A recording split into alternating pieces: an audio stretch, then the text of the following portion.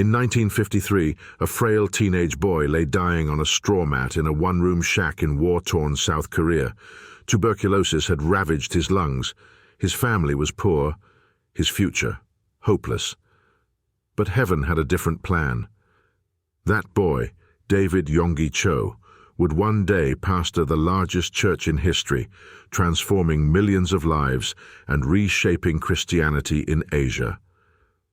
This is the untold story of David Yonggi Cho, the secret behind the explosive growth of his church and the unstoppable spread of the gospel across South Korea and the world. Born on February 14, 1936, in what is now Ulsan, South Korea, Cho grew up during the Japanese colonial rule and the devastation of the Korean War. His family practiced Buddhism, but hardship gripped their lives. At age 17, tuberculosis nearly claimed his life. As he waited to die, a young Christian girl began visiting him. She brought no money, just kindness, love, and a Bible. One night, Cho cried out to Jesus Christ, and something changed. Weeks later, he was healed, completely. The doctors couldn't explain it, but Cho knew it was the power of prayer and the mercy of God. He dedicated his life to Christ and enrolled in a small Pentecostal Bible college in Seoul. In 1958, at just 22 years old, Cho planted his first church. He had no building, no money, just a tent, a vision, and 5 members, his mother, his future mother-in-law, and 3 others. But he had one more thing: radical faith, a belief that God could use small things to birth mighty revivals. As the church grew, Cho discovered a bottleneck. He couldn't personally minister to everyone. People were falling through the cracks. So, inspired by the New Testament, he did something revolutionary.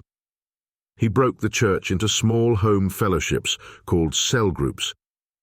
Each group had a lay leader, often a woman, which was shocking in patriarchal Korea. These groups met weekly, shared testimonies, studied scripture, prayed for healing, evangelized their neighborhoods. Suddenly the church wasn't just growing, it was multiplying. The secret, empowering ordinary believers to become shepherds of small flocks. By the 1970s, the church needed a permanent home. Cho built a 12,000-seat sanctuary on Yeouido Island, South Korea's political heart. It became a symbol of revival in Asia. By the 1990s, Yeouido Full Gospel Church had over 800,000 members, making it the largest single congregation in the world. Yeouido Full Gospel Church is indeed renowned for its remarkably effective follow-up program, which plays a critical role in turning first-time visitors into committed long-term members. The church doesn't leave follow-up to chance. From the moment someone attends a service, they are warmly welcomed and immediately documented by trained ushers who collect contact information.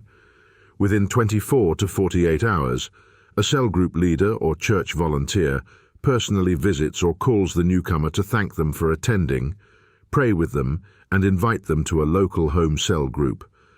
These small groups provide personal care, accountability, and spiritual mentorship. Newcomers are also encouraged to attend the church's discipleship classes, which introduce them to foundational Christian doctrines and the vision of the church.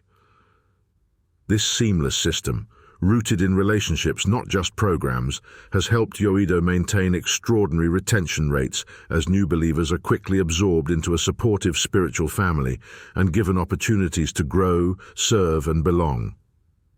Cho preached that believers live in more than just the physical world. He called it the 4th dimension, the spiritual realm of vision, faith, imagination, and confession. See it with the eyes of faith, he said. Speak it, pray it, believe it, and God will bring it to pass. This teaching resonated with millions. It was faith that moved mountains and built cities. Cho's cell church model swept across the world. From Bogota to Nairobi, from Manila to Moscow, pastors replicated his approach. He launched Church Growth International, a daily Christian newspaper, a Bible college TV, broadcasts that reached millions.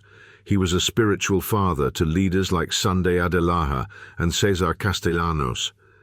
But his later years were not without pain. In 2014, Cho was convicted in a financial scandal involving his son. Though his sentence was suspended, it cast a shadow over a glorious ministry. Yet even in shame, he remained humble. He asked for forgiveness and stepped away from leadership. Finally, on September 14, 2021, at age 85, David Yonggi Cho went to be with the Lord.